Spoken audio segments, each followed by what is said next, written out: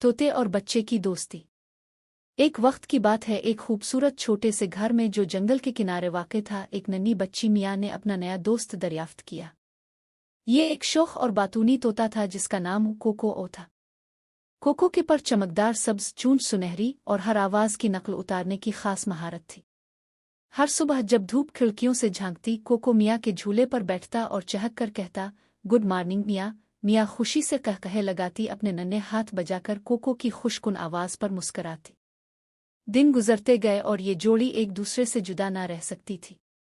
Cocoa मियाँ की हंसी की नकल करता और मियाँ अपने मासूम लहजे में कोको की सीटियों की नकल उतारती। दोनों ने मिलकर घर को खुशियों और कहकहों से भर दिया। उनकी खास दोस्ती हर सुनने वाले का दिल जीत लेती। कोको सिर्फ एक दोस्त नहीं था, बल्कि मियाँ का पहला उस्ताद भी था।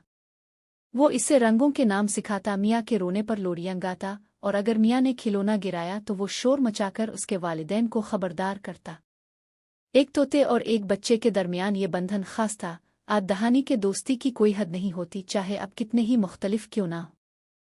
चैनल को सब्सक्राइब करें और बेल आइकन दबाएं ताकि आप हमारी आने वाली वीडियोस को कभी ना छोड़ें।